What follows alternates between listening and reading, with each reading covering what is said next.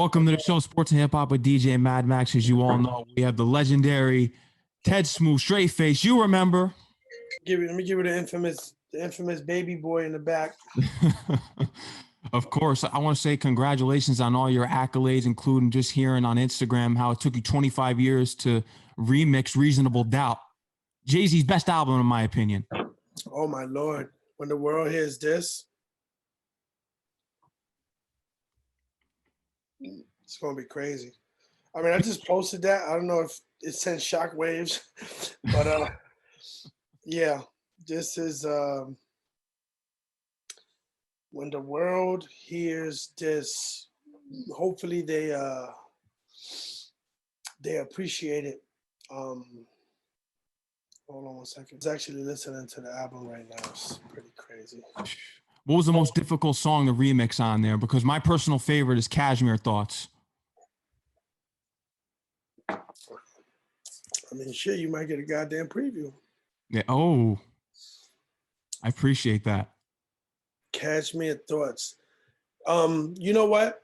My approach of doing this was to do all of the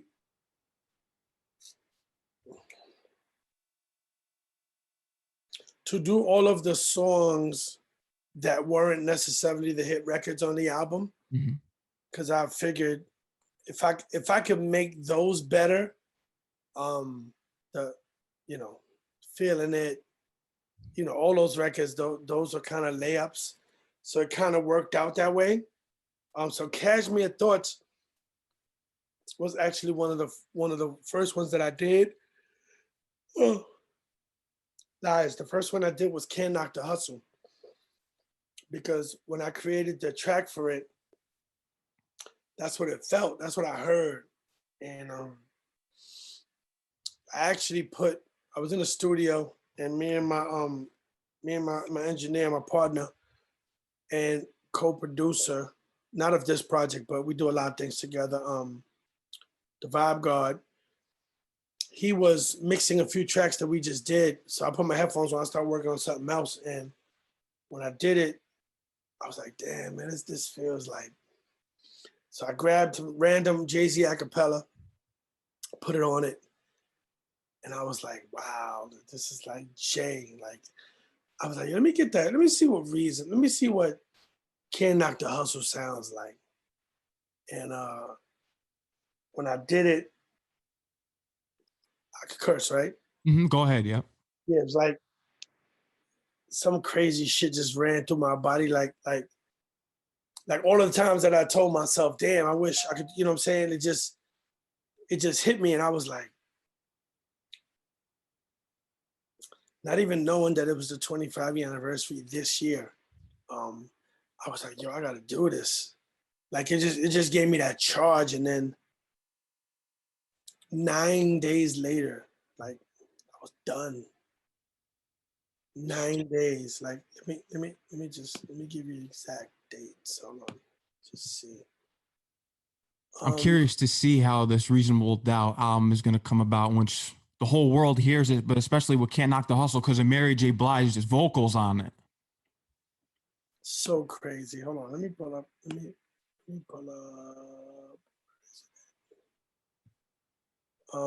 It's called Remixable Doubt. Remixable Doubt. Because it's like, can this even be done? I have here, wow, January 29th. This has been done since January 29th. Wow. January, hold on, let me see when I started. Yeah. So I let a few people hear it. Shout out to Mr. C. I put Mr. C in the car. By the time I got to Ain't No Nigga, he just got out the car and walked off. Like, I played it for Kid Capri. He just says, I need to be the first one to get this. You know what I'm saying? So I played it for a few people, man, and I don't know. Like the words that I picked is like, I think I've respectfully disrespected the first album, but it still sounds like 96. You know, I bought a prior to this, I bought a SL 500, a Benz convertible, two-door, 1996. It's just been weird. Like, you know what I'm saying? Yeah. I mean, ask away. Oh, this is gonna be I crazy. didn't think we was gonna talk about this, but I mean, the cat is out the bag. You know what I'm saying? I've a couple of people talking about it. I just got off the phone with a few people because I didn't really hear about anything that they were doing for the anniversary, and I was like, they gotta do something. And it's been like so quiet. I remember for the 20th, Biggs had did this whole thing, you know, and you know, it was promoted, whatever, but it's been so quiet. And like today, like I found out like they are doing something. I'm like, all right, you know, but yeah, the world has to hear this. 100%. With your ears and your mind, which one off of this remixable dot album is going to be the one that just blows? It's just going to blow up.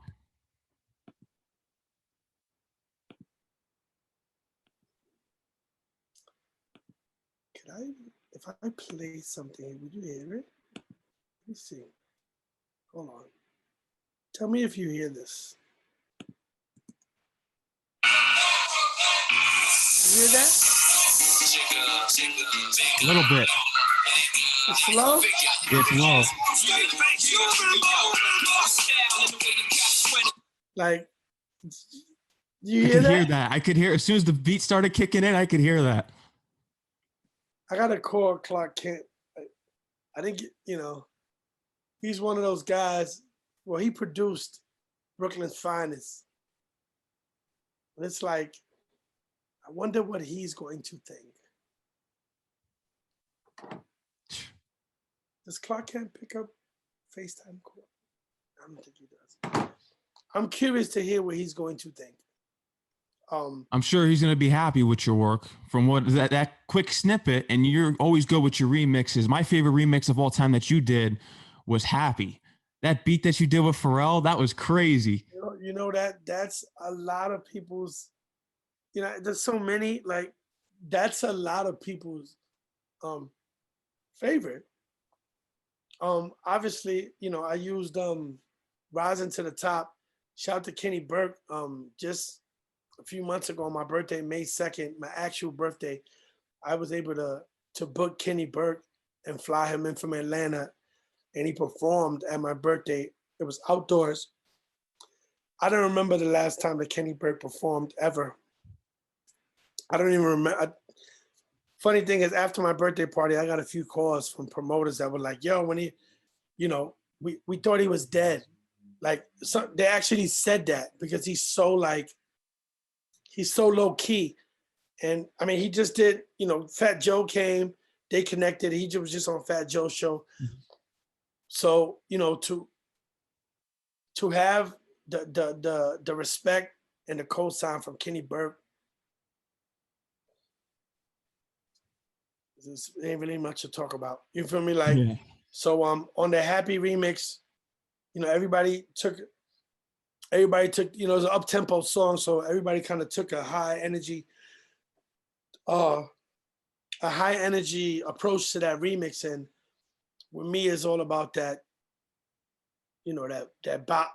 You feel me? Like, I gotta get, if you don't do like this, I'm not doing my job. So, and then, you know, using Rising to the Top, and then to get Kid Capri to do the intro, you know, and he didn't want to do it at first because, you know, he was kind of trying to step away from that old shit, you know, and I literally had to like talk to him. I said, yo, kid, like, these new kids that don't know who you are, like, you want to introduce yourself to them as Kid Capri. You feel me? Like, you need to hold on to that. Like, don't shy away from that old shit that we used to do because that's priceless. And he was like, all right, let me try it. You know, he did it. This was like before Instagram, I think. And then, or right on the cusp. But I remember Twitter went crazy. And 3 days later, Kid Capri calls me back and he's like, yo, he was right. He was like, yo, the kids are going crazy. Like, I was like, you gotta trust me, man. So these are some of the things that the behind the scenes stuff that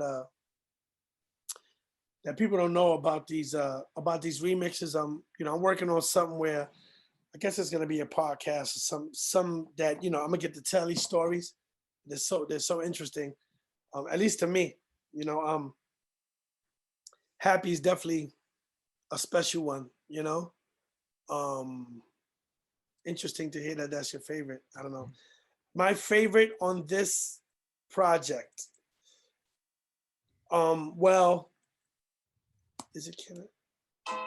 Okay, so Can I Live is one of my favorite records, right? I hear that record, I just think about just life being good, right? Mm-hmm. So wow, you're getting this whole thing now. I love it. So I'm riding around with my daughter. Everybody knows my daughter Ty. They've seen her grow up. She's 17 years old now. And of course, when the kids jump in the car, they take the radio over, right? So that's kind of what we do. She comes in the car. And I use her to get up on what the kids are listening to, right? So she plays me just all type of shit. And none of the music is that bop, is that feel, right? So she pulls up this Travis Scott record. It's called 90210. Are you familiar? Mm-hmm. I've heard that. Unfortunately, I'm not a big. I'm someone like you, an old young head. I don't like any of the new trap records, newer artists. I tolerate it because I still do these. Mm-hmm. Of course. So this record is playing, and I like Travis, and and then all of a sudden, this record, the beat just fades, and this other beat comes in, and it's like the most soulful shit. Now, my daughter's in the car now. She's doing this. I never see her do this. And I'm listening to this thing, and it's like this piano, and I'm like, and these fucking drum comes in, and I'm like, and I'm like, what the? I say, what is this? She goes, oh, that's the record or whatever. So look, you see them? You see the hairs sticking up, the goose pimples. Mm-hmm. So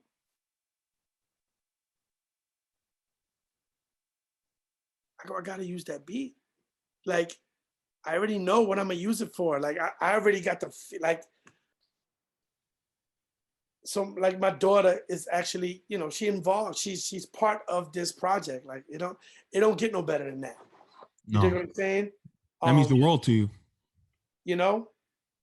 And it's just what I always say. Like, you have to listen. You have to listen to, everything. When you're in a restaurant eating, I'm always listening. I'm always, especially to your kids, because they be knowing.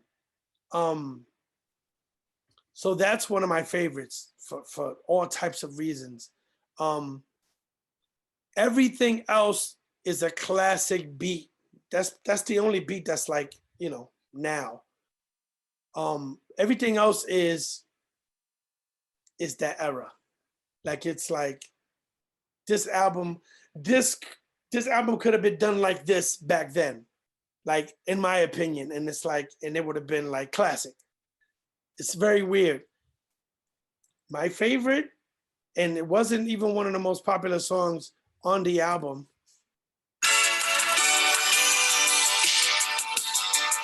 Do you hear that sample? I've heard that before. I'll let you hear the song. It's the last song on the album. I did the album in the same order.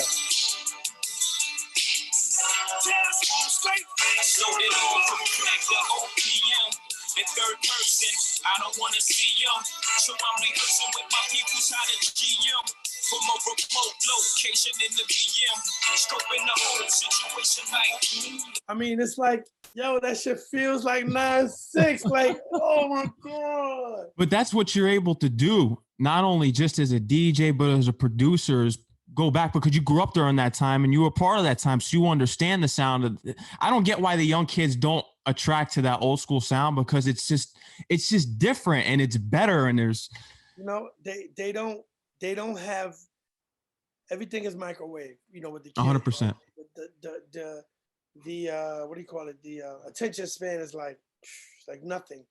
They they don't have time in their mind. They don't have time to go back and learn this music. You know, when I was a teen, you couldn't tell me not to, you know, listen to Spoonie. Like you couldn't tell, like this shit is embedded. Maybe because we were born with it. You know, my era, I just turned 50. You know, we kind of grew up, but even that, I still had to go back. We still had to go back a little bit because you figure 81, 80. You know, I'm 71. I'm 9 years old, so you still got to go back. And it's never gonna change. You gotta let the kids do what they do. Because we did the same thing to our parents. We didn't want to hear their shit, want to hear our shit. So it's the same thing all over again. I tell DJs all the time, man, y'all gotta accept it, man. And you know, you either like it or you don't.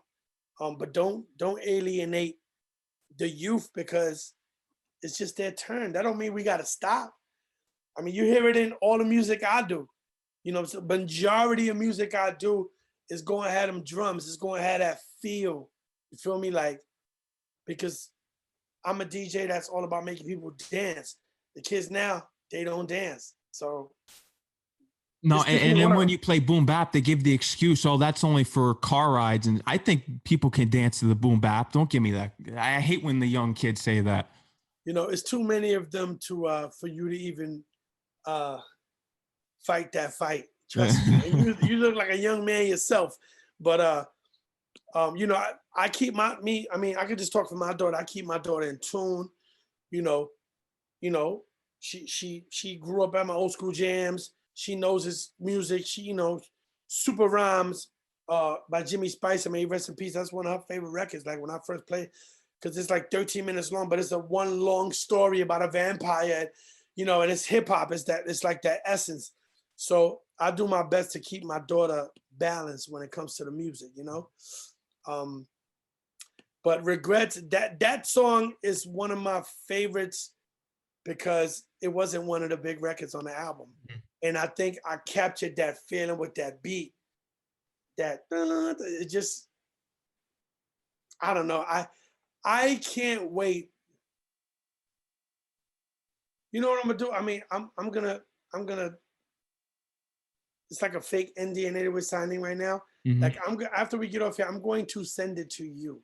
You know, and I want you to listen to it and just, you know, let me know what you think. How old are you? If you don't mind. I'm 22. So from a 22-year-old, you know, I see Biggie on the wall. I see, you know what I'm saying? Like, I want your opinion as to how it makes you feel. Forget if you like it. If you like it, you don't like it, whatever. But if it doesn't take you back to that feeling, then I didn't do my job. And I think I did my job. From the two snippets that you played me, it sounds as though that you did. I mean, it's, yo, you want to talk about locked in like 9 days? Everything I thought of, it was there. Everything. I'm like, let me try this. Oh shit, crazy. You know, we're gonna do some. I'm gonna do it like some content. I'm gonna talk about it, you know, to post. But I'm really this. I've said it to the people that I've spoken to about it. Like, this is my best work, and I've done a few things in my life. 100%. You know, because of what it is originally, because of that challenge, for me to feel like I matched it at least. That's saying a lot. So we're gonna see either I'm gonna get, you know, gonna be bad reviews or good reviews, but I'm confident. It's gonna be good reviews. If I was judging, I don't know if the youth is, who knows what they're thinking, but you've also dibble-dabbled in horrorcore, producing for Fabulous and Jadakiss' F vs. J intro, the Freddy vs. Jason intro, which is insane. And fun fact, you haven't even seen a Nightmare on Elm Street or Friday the 13th. And you focus, man. Yeah, I don't know. This is not a movie. Man. I've never been into movies like that, man. My thing has been sports, man. Sports, NBA, NFL, baseball, music. Um, I didn't, funny story, real quick. I bumped into Jadakiss and Styles at the gas station over there on Riverdale, because we live in proximity. And it was on a Humble. They were getting gas, and I was getting gas. And Jada goes, "Yo, man, I'm working on this thing with Fab, for Halloween. Freddie, Jason." He gave me like as he's talking, I'm like, I already know what I'm gonna do. Like, I'm gonna take these fucking scary movies. I'm gonna make beats out of that. That has to work. And I go ahead and do it. It almost doesn't make the album because the sample clearances. Fab calls me. I don't have internet that day in my house. It's 1 a.m. He's like, "Yo, you gotta give me something else because tomorrow is the deadline." I go to the parking lot. I'm on my way to the studio. While the guy's getting me the car, I look in the office. I see all the modems and shit. I say, "Yo, you got internet here?" He's like, "Yeah." I'm like, "Yo, can I?" He's like, "Yeah, don't worry about it." Young kid. He didn't know who I was, but I know him for a while. He found out that night when I'm on the phone with my engineer in LA, and I'm telling him, "Yo, we gotta redo the piano for this, and that," and we doing it there, and we do 4 different versions of it in a fucking parking lot. I do 4 versions. I call Fab back. I say, "Yo, you gotta take one of these. Like, I like all of them." Calls me back. I'ma listen. I wake up and there's a text on my phone. He's like, "Yo, I'm taking number 3." And that's dun dun dun. Like, these stories are crazy. And I mean, shout out to Swiss. Swiss did one of the good records on there too, but I think it's clear I gave him the best record on that album. Oh, 100%. I agree with you on that. And no disrespect to Fab, but when Jadakiss comes in, oh, Yeah, you want to hear a fun fact? I said this on the live the other day. You want to hear a fun fact? When we was in the video shoot, Jada revealed that he didn't want to rap on that beat. He felt it was too slow. I'm like, "What?" And Fab's like, "Yeah." He like, they was arguing because Jada wanted Fabs. He wanted to rhyme on a faster beat. And Fab was like, "Yeah, I already started writing. Like, I'm telling you, you're gonna get in the pocket with that." He was like, and he tried it. And then, the end result, he was like, nah, Smooth. That was in the pocket. So he almost didn't record that. Go figure, right? that's crazy because he bodied that. I think that record is the most debated record as to who had the better verse. Like, it's still like nobody can't figure it out. And that's hip hop. Just think of Blackout back in the day with the DMX records on Flesh of My Flesh, Blood of My Blood. Everyone used to debate who had the best lyrics, who had the best verse. We don't do that anymore with these trap rappers. I'm telling you, there hasn't been that debate in a while. So when it came up, I was like, it felt good. You know what I'm saying? Like, that it was having that debate. I mean, yeah, you ain't gonna catch me, talking about my discography and nothing like that. I'll leave that up to you, but I'm gonna give you the story though. You know what I'm saying? There's a lot that we do, that we do around here. And that's all I know is the work. I'm sure your true inspiration for that Freddie track on the FSJ intro from We Are Freddie, or even the song from Will Smith and DJ Jazzy Jeff, Fresh Prince. Yeah, The Freddie tracks. crazy. It's all about evolving. It's all about. It ain't the first time somebody sampled those records. It's probably the first time they did it with a song in mind that was for the actual title of the record. I mean, I don't know. That's just my approach. I'm very calculated with how I want to present my music to the world. You feel me? Mm-hmm. It is what it is. It is what it is. What did it mean for you to receive that huge cosign Funk Flex, as I saw on your website and biography, of saying that I don't know another DJ that can kill Latin club and then go body a hip hop club the next? Shout out to Flex. It speaks to the era that I'm from. I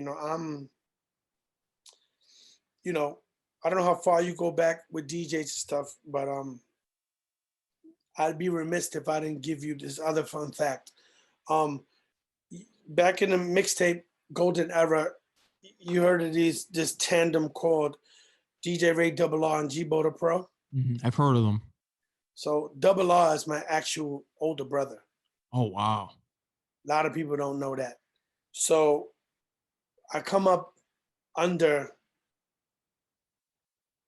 a legendary, you know what I'm saying, a person that created so many things, you know what I'm saying, in this hip hop as a DJ and for the mixtape era, which I was in as well.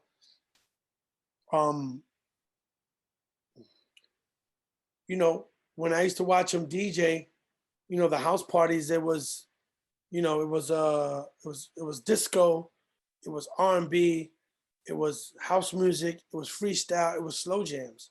Like that's what you would hear in one party. So the reggae wasn't really a thing yet. You know, the reggae kind of came up like when I kind of came into the game as Tedsmooth, right? Not Double R's little brother. And I was very much into the reggae to the point that it kind of gave me an edge because it was the hottest thing and I kind of had all the records already, you know? So part of being a DJ is to be able to play different genres of music and be able to entertain a crowd that, you know, it's rare that you have a party that's all black, all Spanish, all white. There's always a mixed, right? So you have, and then, you know, and then the black people love salsa and you know what I'm saying? The Spanish people love hip hop and, you know, so, and we all love rock music and you know what I'm saying? And top 40. So I've always had to be able to be very diverse as a DJ. And I always took pride in that. So being from East Harlem, and growing up where I grew up at, you know, I had to have all of it. You know, we say folders now because it's a computer, but I had to have different crates of everything. So, I mean, it's the statement kind of, I don't really know another DJ that can do that like at a high level. Like literally go to the Copacabana and air that shit out and leave there and then go to Demerara's and do a whole fucking reggae night and then leave there and go to Quasimodo's and hip hop, you feel me? And then go to the Devil's Nest and play freestyle and house music from the 80s. Like here, like at a, you know, I got a crate of Indian music. Like I'm prepared for everybody, you feel me? And that comes with studying, that comes with watching other DJs and understanding that everybody that paid $30, $50 to come in here, they all deserve a little time. You know, I'm gonna give you your 15 minutes. You're not gonna leave my party, yo, but I ain't hear this, I ain't hear that. You feel me? Mm-hmm. So I've literally done that. Certain nights, I'll go to 3 clubs, 3 different whole people of it, and just kill. You know, everybody has Latin music, everybody has reggae, but you got to know how to play that shit. It's a big difference. The records got to make sense. The same way we play hip hop. If we do a 90s set in hip hop, you got to do a 90s set. You got to know what you're playing. You can't go, you know, nobody beats the biz to this is how we do it. It doesn't work like that. So I'm gonna leave that there, man. Shout to Funk Flex. I mean, he definitely recognized me being able to handle, you know, these New York City crowds and out of town crowds that you gotta know where you're at. As well as Puff Daddy, he's giving you the baton. Puff gave me the baton, man. That you know, there's footage of that. I was there to give him the remix to Dirty Money Angels, which the original track kind of sounded like something I did already. They took a 90s sample, they kind of flipped it. So, you know, I took that. I didn't really take it as shade, but I'm like, damn, that's a challenge because that's my lane. You feel me? Mm-hmm. And in 2 days, I called Puff. You know, Puff, when you're in the studio, listen, he turns on lights and you know he makes it feel like a club. And called him up, and I was like, yo, turn the lights back on, nigga. I said, I'm on my way. He was like, get the fuck. I said, turn the lights on. And I came in there, man. I played that shit. He loved it. Called a bunch of people in, and I was just getting a shout out. Like, I remember the Mino, the little recorder, the Mino. I was like, yo, can you give me a shout out? And he was just like, I mean, I passed the baton to my DJ Tedsmooth, whatever. And it was just like, wow, like, that's real shit. You feel me? Coming from Puff. And, if anybody knows Puff, he's a music guy. Like, you're not gonna, chances are he's gonna find a hole somewhere in your shit. But he was like, and I've done so much with him, like, so yeah, man. Big. The price went up when he said that. I kid Big you time. not. 2013, 2014 Global Spin Awards. You win Remixer of the Year. That's got to be your biggest accomplishment, is it not? Well, I won it 3 times in a row. I won it back to back to back. I forget, but yeah, it got to the point, I was a little upset because I want to see, like I've always said, I'd rather be in a good fight and lose than to beat somebody up that can't fight, because there's no fun in that, right? The whole point is to enjoy the fight. And it was like when they announced the category, like the whole place is like, you remember, like, it's just a weird feeling. Like, I'm like, so I spoke to Sean Prez and I'm like, listen, like, forget that category. You know what I'm saying? Like, let me just help you behind the scenes. Let me just be a part of this. Let me be a part of production. I don't know, something, because the competition ain't there, because just there wasn't that many DJs into it, right? There's not, and me, I don't care who calls me. Like, you call me, I could probably hear it here. I want competition. I want there to be 10 dudes that I'm like, yo, damn, hold on.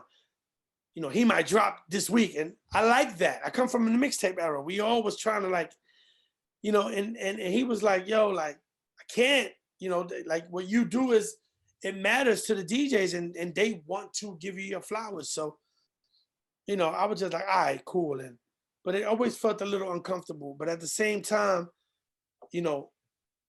coming from my peers, that says everything about the respect that they have, and the fact that I'm just giving them something that they feel has value from the DJs and the artists. You got to understand, sometimes, either I don't know the artist or whatever. And, I have not one, I haven't had one artist get upset, because it only helps them. You feel me? So this is just a very unique thing that I've been able to make a lane out of it and be consistent. You know what I'm saying? So I'm humbled by Global Spin Award. Shout out to Sean Press. Shout out to everybody. Hopefully it comes back. But yeah, that's our Grammys. Like he says, it really is our Grammys. I've never been in a room with all the DJs, like literally everybody. Like, it was crazy. That first year in particular. So yeah, good times. Tedsmooth straight face. You remember the tagline was your way of being aggressive on records, of getting your point across, of saying that you're in the building. This is you. Well, there's another story behind that I really don't. I don't care to talk about it. Mm-hmm. But I will say, it came from one of the biggest records that I've ever produced. Do you know where the tag came from? Which song? It's called No Music. No by Music. The Voice of Harlem. No Music. Okay. No, I didn't even know if you knew that I even produced that record. No, I didn't know that. That's the foundation of Light Feet, of that whole dance community. Wow. Legendary record. That record will never die. So in the beginning of that record, Voice of Harlem, he didn't really know much about the recording process. He did Chicken Noodle Soup with Webstar and Young B, and that was him coming to the studio. They turned the mic on. He did one take and he left. You know, so I knew that he could freestyle and but he knew nothing about bars and stuff. So now, mind you, Voice of Harlem was one of my brother's friends, and he knows me since I was 6 years old, 7 years old. And I just knew that he needed his own song, because the way he felt that he was being embraced wasn't what it was. And came to the studio, and I'm like, listen, just we're gonna do 4 takes. You just say whatever you're gonna say, whatever you make up, whatever, 4 times. So we did that, and I tell him to come out. And when you hear the record, it sounds like he just recorded that, but it's like a line from the third take that rhymed over there, and let me put that over. Like I literally paper mached verses. Like, and he couldn't believe it. Like he didn't even understand what I was doing when I played it back. He was like, yo, what the fuck just happened? I was like, I literally just produced this record. Like, but the intro, you know, wiggle, wiggle, wiggle, you hear it. Uno, dos. Mic check, 1, 2, 1, 2. Wiggle, woo, 1, 1, uno, uno. Mic check, 1, 2, 1, 2. Wiggle, woo, woo. Brand new collaboration. Wiggle, wiggle, wiggle, wiggle. Tedsmooth, straight face, you remember, along with the Voice of Harlem. Boom, knock, knock. Who is it? Record takes off. So I didn't think nothing of it. That's just the record. Now, that was 05, going into 06. In 07, I'm like, what am I gonna do now? What's the next thing? And I called my boy James Cruz, close friend of mine, one of my mentors, and have a meeting with him. And he goes, yo, it'll come to you, man. Just think about what you can do really well, and just push that shit and just go. I'm driving around. I'm like, damn. I'm looking around like, yo, Puff ain't really doing remixes. Jermaine Dupri, nobody. Remixes don't even exist no more. So I'm like, I still do these DJ blends, right? And some of them, Lumi D, that was literally a DJ blend. I took an acapella, put it over a beat, put Virtual it out. DJ. And it, Don't you eventually get into virtual DJ? No, well, Serato. Serato. Yeah. I've never used virtual DJ. But I say that to say the foundation of my remixes is DJ blends. Okay. Take an acapella, put it with a different beat, give it a different feel. It's a new record. I just call it remixes because I get paid if I call it a remix. If I call it a blend, they're like, oh, that's just a blend. So I put out Chris Brown with you. With you. I put the Karis one, the Bridges Over drums with the LL, I Need Love pianos, I put it out. 5 fucking days later, every fucking DJ in the world is like, yo, my new shit. I'm like, what the fuck? I'm like, yo, like, I gotta do something about that. So now Khaled is talking all over his goddamn records. And it's like, nobody cares. I'm like, all right, well, if Khaled's doing, let me just say some shit on it. So the next year, I Love Your Girl by The Dream. My personal favorite remix I've ever done of all time. I take Lollipop from Lil Wayne. That shit is like 84 BPMs. I gradually speed it up to like 92. You don't even realize it's happening. And then the drums from Madonna, Let's Keep It Together, come in, one of my favorite drums. And he's like, that summer was amazing. But I'm talking in the intro. I'm like, I'm easing it in, right? And, hopefully the DJs accept it. And I'm like, hand clap, come on. And, Tedsmooth, straight face. You remember, right? Nobody says nothing. Nobody cares. The DJs are playing it, whatever. I'm like, all right, I'm good. A year later, Blame It for Jamie Foxx. Jamie Foxx. So that was the infamous one where I said it the way you know it. You know, Tedsmooth, straight face. You remember, like in my kitchen, me and my engineer Choco, we in my kitchen, literally doing this shit because it's just where we was at. And I don't even have a mic. I wish I had a picture of this. I don't even have a mic boom. Mhm. He becomes the human mic boom, and he's holding the mic like this with his arm in my kitchen. I got an open kitchen as a counter. I have Ty, my daughter was 3504, 048. She was 5 years old. I took her little purple chair from her Dora Ford chair table set, and I put it on top of the counter. I got my laptop on the counter. It's a mess. And I do the drop. And I'm nervous as hell because I come from the era, you know, you put your name on something. Niggas ain't playing that shit. You feel me? Man, and that Jamie Foxx, that Blame It, forget about it. He used it at the Grammys, like that shit was like crazy. And it's like, oh, you'll never top that. You'll never top that. Oh, that's the greatest thing since sliced bread, whatever. And then it just I became addicted to like, let me do another one. Oh, yeah, I don't think I can do another one? Okay, let me do another one, which is the hardest thing to do. Now, mind you, I'm attacking records that are number one. I'm attacking records that, like, really, you're gonna make that better? And Love on Top, you know, Happy, you know, Adorn. Nah, with Trey Songs. Yeah, it's crazy. So, Loyal with Chris Brown, he put the locks on there. you know, Styles P calls me, he says I never miss, you know what I'm saying? Like shit like that is like weird to me. But you know, it's just it's a gift that I don't know I don't know notes in music.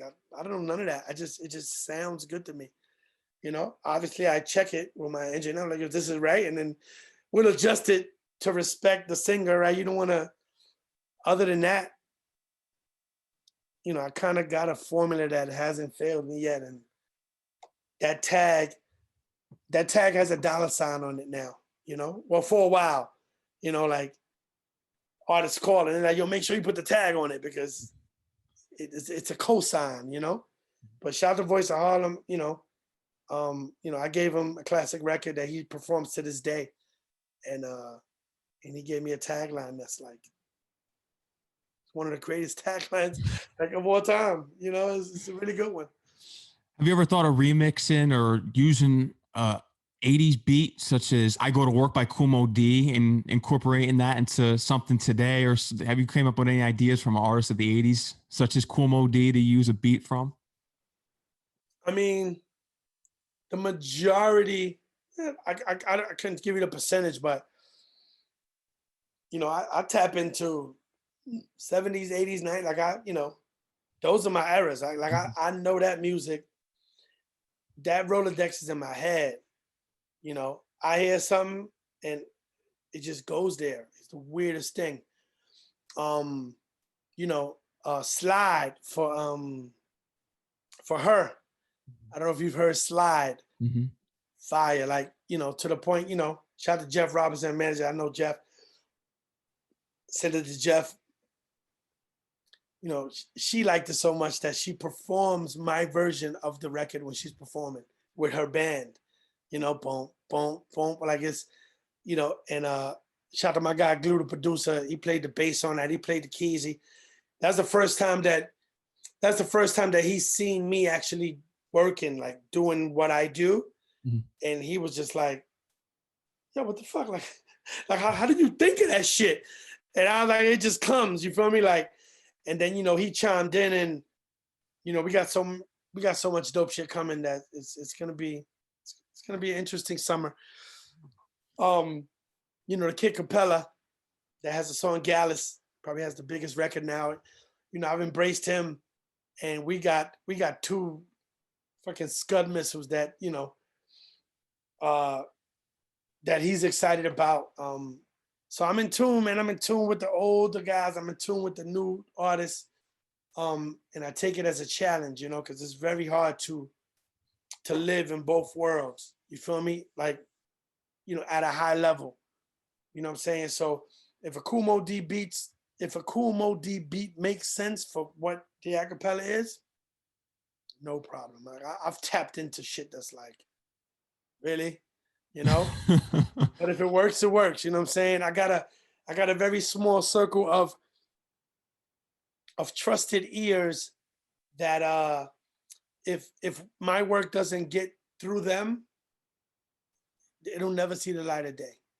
And it just happens. It just happens a few times. Like some things that I think is the greatest thing since sliced bread. They're like, you're bugging. Like I'm like, all right, you know, you say it is it goes in the garbage. You feel me? So, yeah. I love to see you do some work with Cool Keith beats. Shout out to Cool Keith. He's been on my show. Shit, Ultramagnetic? Are you kidding me? Or even like when he was doing Sex Style or Dr. Octagon and Black Elvis. I mean, well, you know, I'll tell you this, that, you know, I'll talk about the formula, right? Because I have no problem paying it forward, right? You know, the key to this, yeah, I've done some fire shit. You know, there was a time when I was like, you know what? You know, whatever. I'm going to show these dudes that I'm a real producer. Like, I'm not going to use a popular sample. You know what I'm saying? I'm going to do something, and loved it, you know, but I know the rules, you know, from radio to regular people, you got 15 seconds to convince them that they should hear this record. And if they don't recognize something, chances are they're not gonna. Your thing could be on the 25th second, it won't get there. So I say that to say the first thing that any record starts with is the beat. So I'm a yawner. Trust me, I am going to use something that is DJ friendly, that is 9-to-5ers friendly, because what do I have to prove to anybody? You know, I want to put out the best remix, the best produced record I can. So if it has a sample in it, so be it. You know, something is going to be familiar. You know, now there are records that are, you know, that are original records, or produced records that that don't, but it's not put out as a remix. You know, those are just times that I get paid to produce. You know, I don't think nobody recognized, you know, the Fab and Jada. I don't think, oh yeah, that, I mean, they kind of put two and two together, but nobody could be, yo, what's that Freddie Cougar sample? They're gonna be like, ding, ding, ding. Doesn't happen. Like I chopped it up, I made it a thing, you know. So yeah, trust me, I'm tapped into. You know what I used? I used for some I remix. Play for you right now. Hold on. Shout out to Uncle Murder. Murder, Tedsmooth. I used Do Something. Hold on. Oh, didn't Funk Flex play that before? Funk Flex has played that on his show. Yeah, Flex. Hold on. Come on. Do something. Hold on. Okay, drums. Real recognized real. Yeah.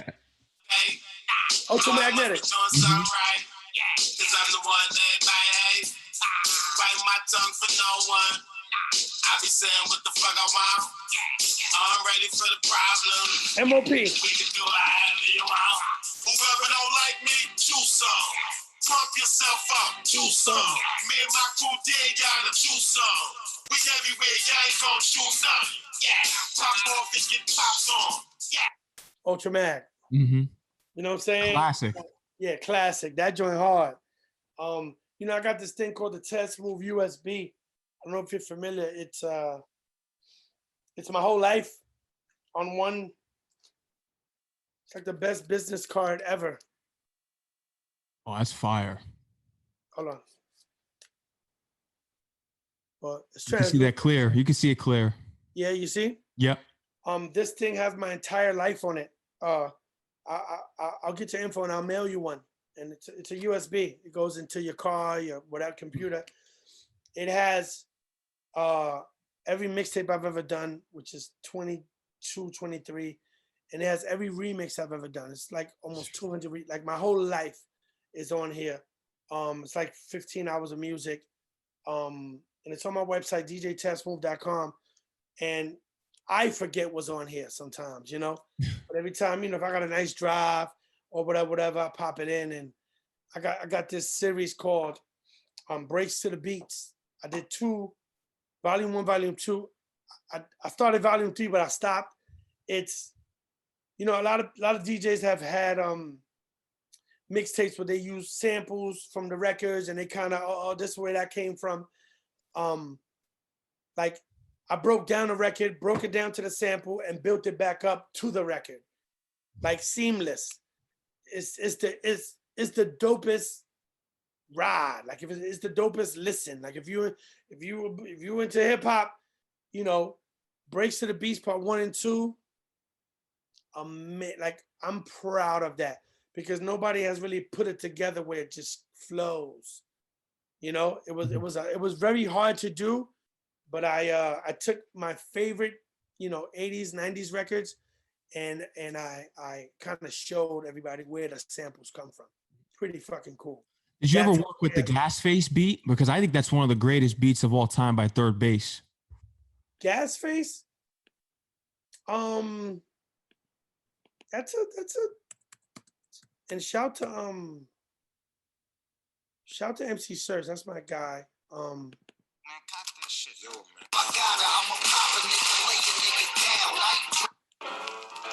Yep, that's it.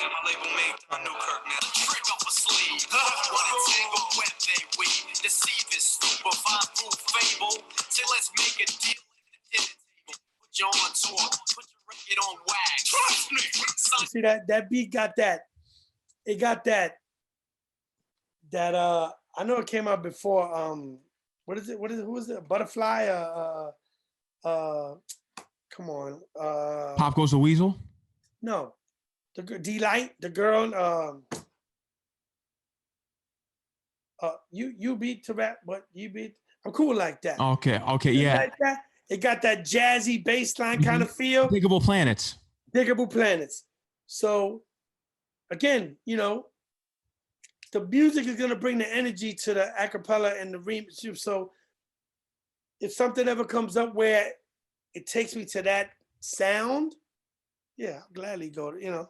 Mm-hmm. It's all about the feeling I get and what I want that record to feel like. You know, so you're definitely gonna get a USB. Yeah. Last year, 2020, the Fat Joe show happened, Instagram Live due to COVID-19. You became his DJ on Friday nights. It's been an amazing experience. You've been chopping it up with him every Friday night, especially with the DMX tribute that you did, and everyone was tuned in for that. Man, you know, shout out to Instagram, but God damn it, Instagram kind of threw a wrench in that night because the sound, because Fat Joe kept saying turn it up, but that was Instagram, that wasn't you. Yeah, but you know, Joe's in the moment. You know, we spoke after that, and I was like, dude, like, yeah, man, Instagram, you know, they I don't know what the war is with us, with me, whatever, but they definitely threw a monkey wrench in the sound for that particular moment of time. I mean, it's back now, you know, everything is sounding amazing, but yeah, it was bad. I know that I think he was in New York, and we did the Joker show from my studio, and I got a chance to do the set again.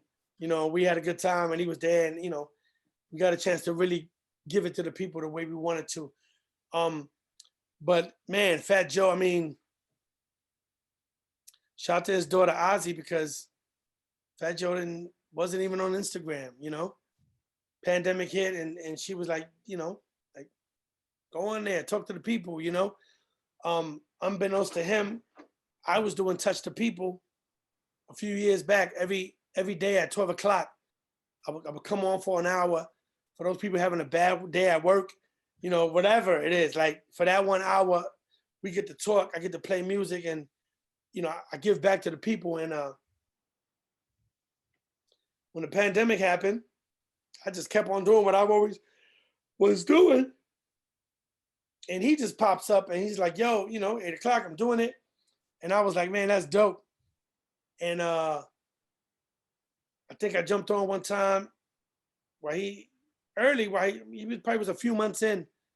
And he was like, yo, Ted, you know, I know Joe 30 years. Yo, come through Friday, I jump in. I'm like, all right, whatever.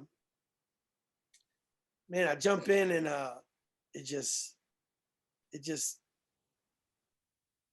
it put the icing on that cake. You know, like Fat Joe is, you know, filet mignon. Like, you know, Fat Joe is Fat Joe, living legend. You know, the best steak, right?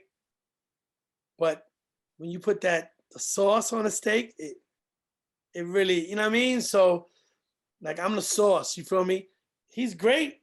You know, I'm great. We're great separate, but together, you know, two Latinos. You know, like. It's really an unstoppable energy, you know. Yeah. Because we don't rehearse. We don't. You know what I'm saying? That shit is literally off the cuff. You feel me? So we you know, I did a few shows with him. You know, I did the Tiny Desk. Shout out to the Tiny Desk. That was amazing. Like that's unrehearsed.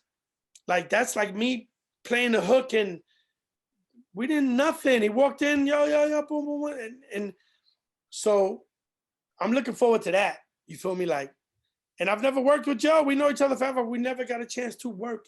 So I'm looking forward to like, really? You're gonna put us both in a room and think we not gonna fucking shock the world? You know, shout out to Fat Joe, man. That's my brother. And Rich Player, Uncle Dan, the whole, you know, Khaled.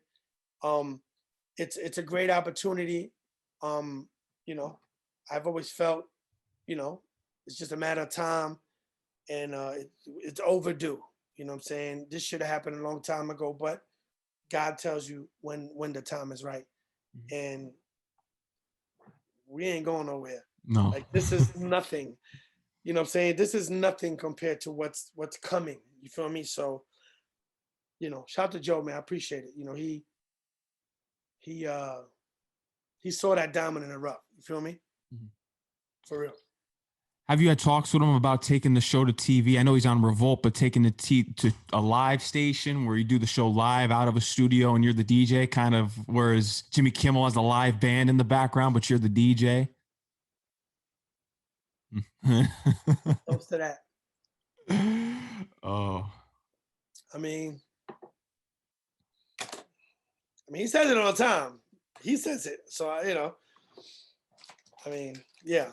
I mean, it's we belong. You know, I mean, we live. You know, I mean, he does it. You know, he does it 6 days a week, right? So Monday through Friday, you know, he's literally saving lives. Like at the end of the day, right? The DJs. Let me just say this: the one thing that we know that happened in the pandemic is that the DJs are so important to the world, to people. Like we have literally saved lives. And physically, mentally, most importantly, we've saved lives. I had a dude come up to me, shout out to Ralph, Billy, the owners of PMD, Paul Morris Distillery in the Bronx. We just did the Puerto Rican Day weekend block party. And I'm sitting there, I was just telling the story to my girl, shout out to Nazi. And I'm sitting there just waiting around, talking with my guys. And he comes out to me, goes, yo, man, you know, I know you don't know me, but I want to thank you. I want to thank me for what? You know, last year I had a disco jam in the Bronx. I had Little Louis Vega in the Bronx at my disco jam with no security for free. That will never happen again. Grandmaster Flash was just a fan that day. I mean, I'm talking I don't know how I'm gonna top that. So he goes, last year, you did the disco. I said, yeah, it was right across the street. He goes, man, COVID, my wife, she lost a few family members. It was rough, and to the point that, she almost admitted herself to the hospital mentally. Wow. She couldn't take it. He says, this guy almost started crying. He goes, I convinced her to go, come out, be around people. He says, bro, if I had $1 million, I would give it to you. He goes, you saved her. He's a grown ass man. This is what we do. All my old school jazz are free. I pay for everything for 19 years. This is what we do. We give back. You feel me? And I get this all the time in my DMs.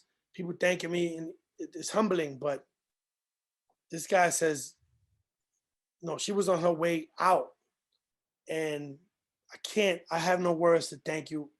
I've been looking for you to tell you this. He said, I've gone to events and I got the lady, you're not there.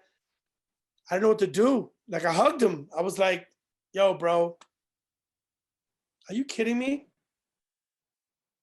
So I could imagine Joe gets the same thing, right? So yeah, we deserve to share our energy literally to the world. You feel me? Because we're gonna do it anyway. So you might as well put it on the biggest stage and the biggest scale you can. I'm gonna leave it at that. Now, as far as remixable doubt, what Fat Joe album would you remix? Probably the first one. Represent? That Flojo. Well, yeah, Flojo was on there. Mm-hmm. It has to be.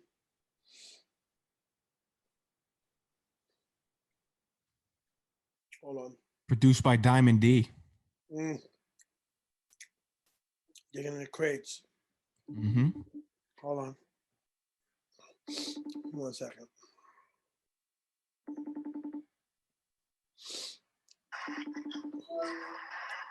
The Don Cartagena.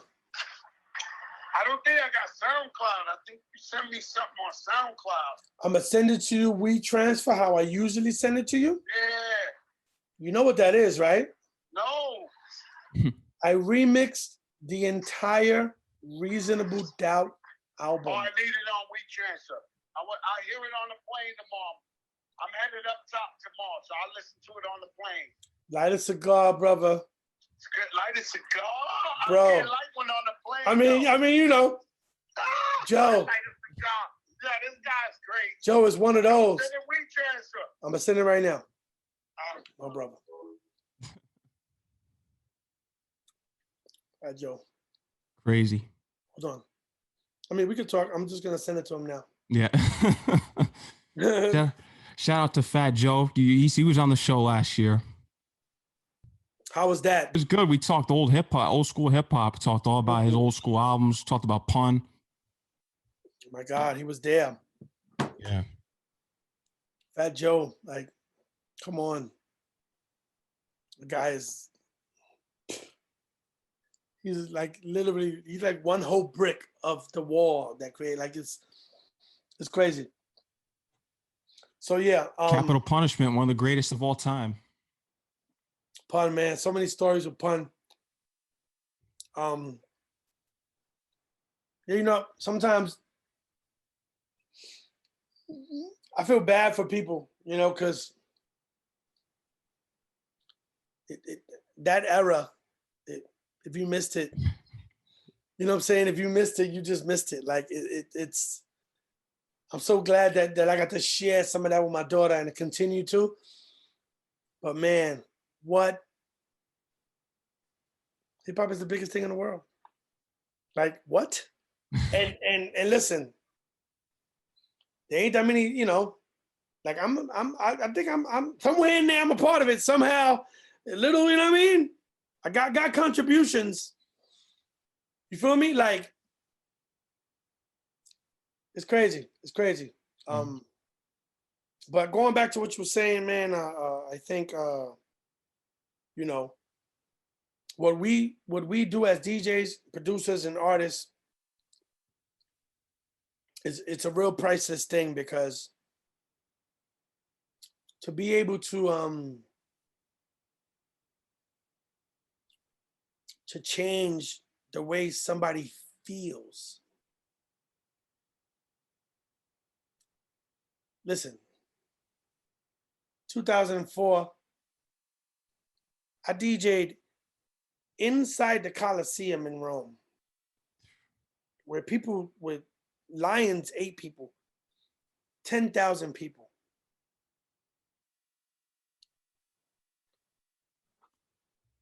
You can't, I can't even explain the feeling. Do you know how the feeling of having the power to grab a microphone and tell everybody, jump, move that way. It is a drug. Like it's a drug. I've done Summer Jam, Busta Rhymes, like what, you know, that can't, I feel bad that people don't get to experience that feeling, you know? You know, me coming to a club and I'm and it's really the energy area, you know, paying no mind to the DJ and I go in there and everybody drop what they doing and they like, oh shit, we dancing. This music is sweat. This has never felt like work to me. I'm so appreciative. I'm so humbled and I'm so blessed to be able to do this and feed my family and see the world. And the day that it feels like work, then I'll be a fucking plumber. You know, because I'm not gonna do this if it doesn't bring me that joy. You know? That's what they say. If you love what you do, you never worked a day in your life. It's I mean, I know we going on a, you know, we going on a tangent right here, but you know, if you got my time, I gotta give you the real. You feel me? Like I gotta give the people the things that they're gonna take with them and put in their pocket and apply it to anything else that they doing in life. You feel me? Mm-hmm. Cause doing the music, doing the records, that's easy shit. Like I did Blaming in 6 minutes. Like literally. Like, I mean, I don't know if you've been in sessions, you know, it happens just like that. You feel me? It's how you manage, how you present it, and how you carry it that is gonna last. You feel me? Forever.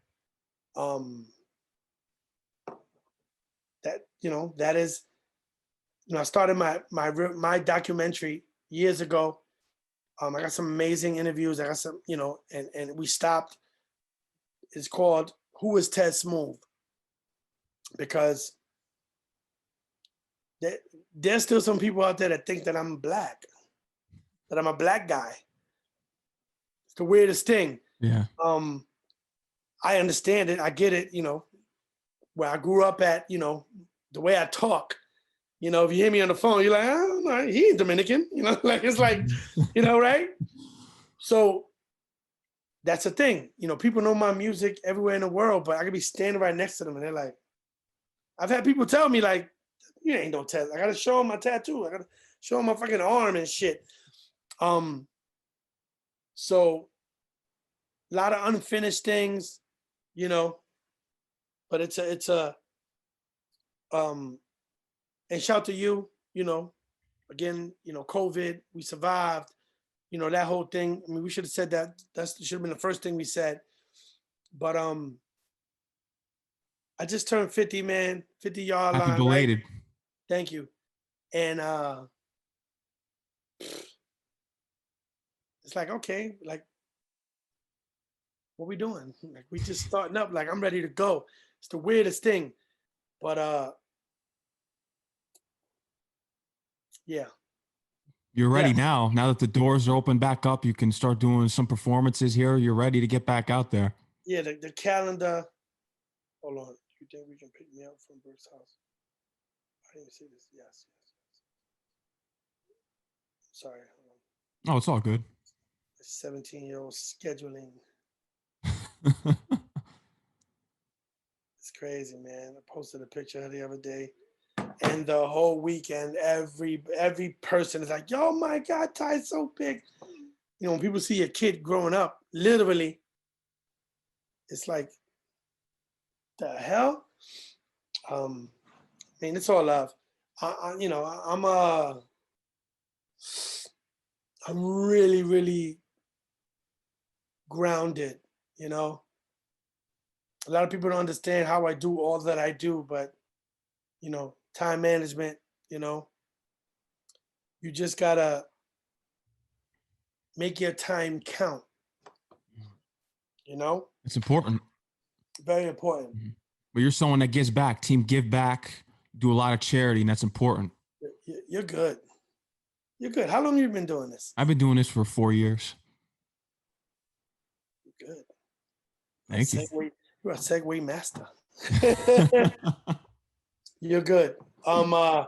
Team give back. What can you say? Bunch of guys that you know, that pay it forward, that want to give back, that will do a turkey drive. You know, we do, you know, Mother's Day, you know, I managed a garden for 20 years that was open to the public for free. Keep kids out of trouble. We do old school jams. We probably one of the most gratifying things, you know, that I'm a part of is my nonprofit. And you know, I just come up under, you know, the guise of you gotta give back. You gotta pay it forward. If it doesn't cost you nothing to help somebody, help them. You know,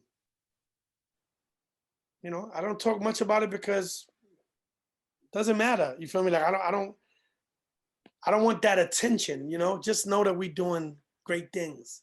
You feel me? And the less fortunate, we always have them in our minds and in our hearts. You know what I'm saying? So if I could bring the greatest DJs in the world to a park, you know, and there's never no violence, there's never no incidents, never no nothing. You could bring as many people as you want, your family, your kids, and you know it's gonna be safe, and you know it's gonna be food, and you're gonna have a great time, and it don't cost you $1.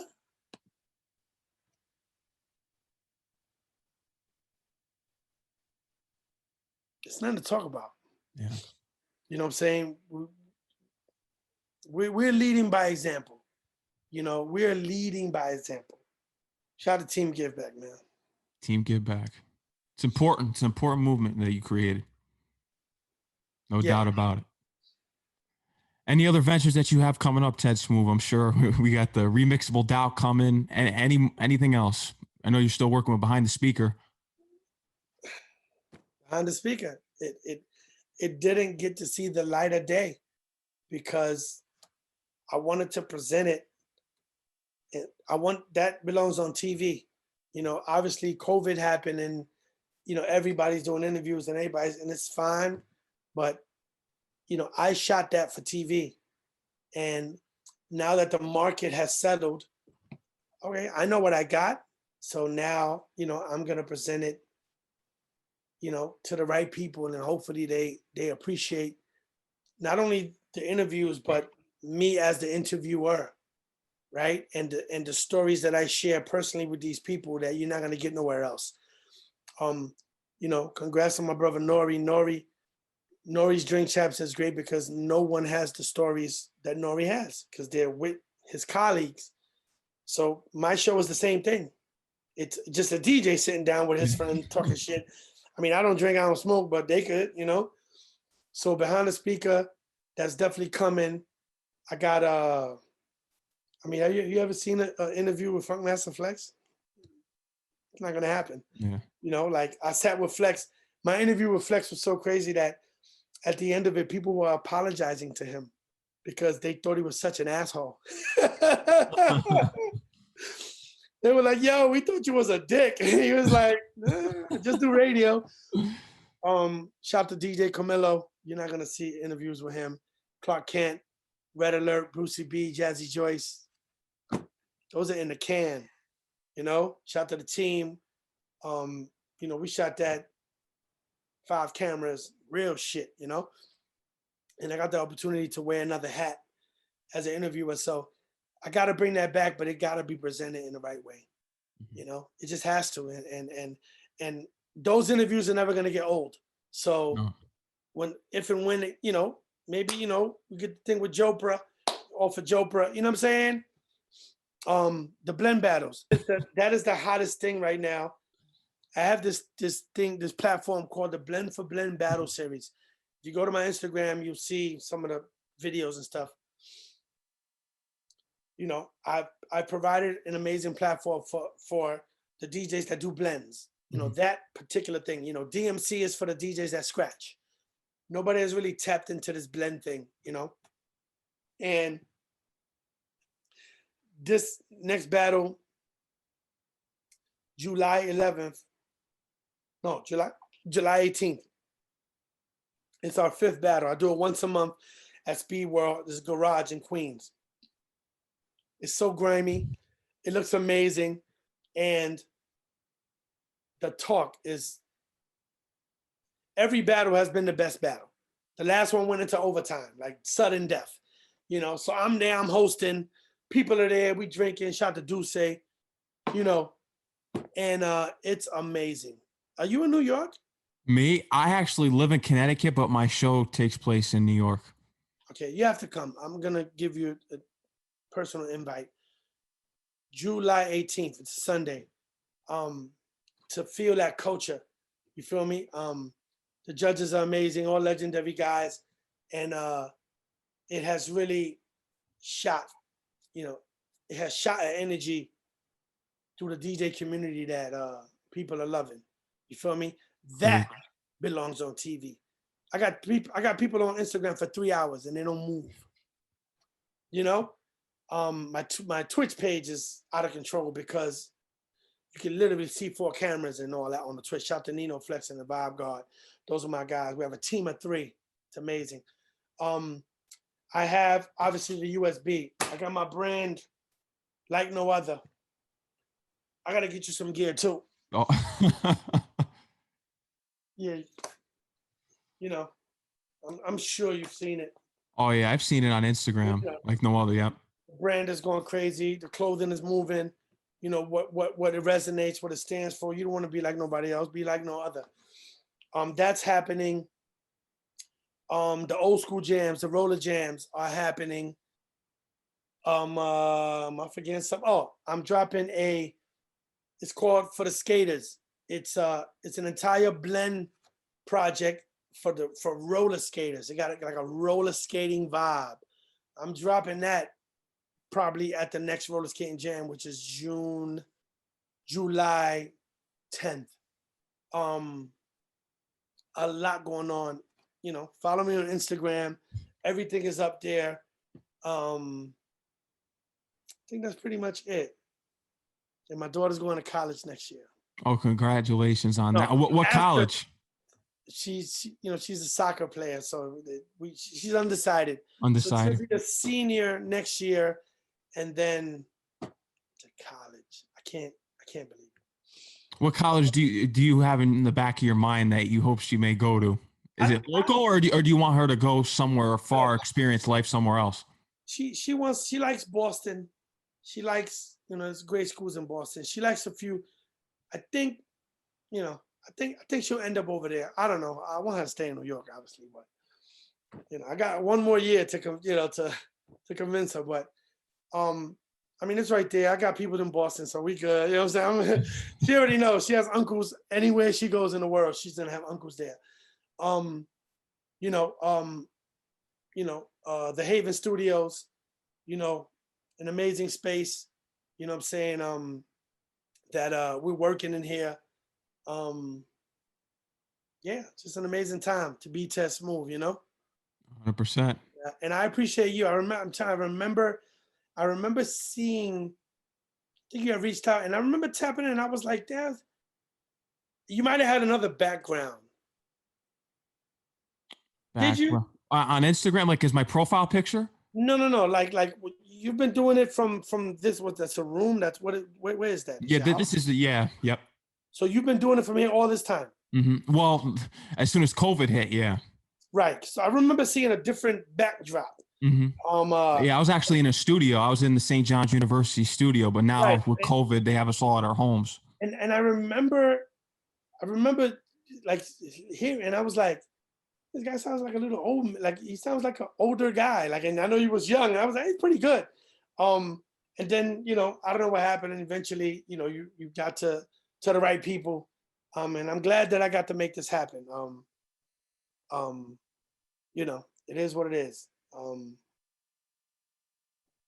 What yeah. else is there? What else is there to talk about? I don't really have much. I always forget something because, you know, there's so much going on, but I think we've covered everything. Yeah, we covered everything, Tedsmooth. And thank you for coming on the show. Thank you, St. John's University. Thanks you, you know, located in Queens, and, you know, you're based in New York, so we respect and love what you do. Keep giving us those classic remixes I and know those y'all doing some amazing. parties, man. All you gotta do is who's the party coordinator over there? The party coordinator. Oh, I have, now that I'm in my house and I've been away from campus for a year, I have no idea because the people that I knew all got shipped home. Right. So you are still in school.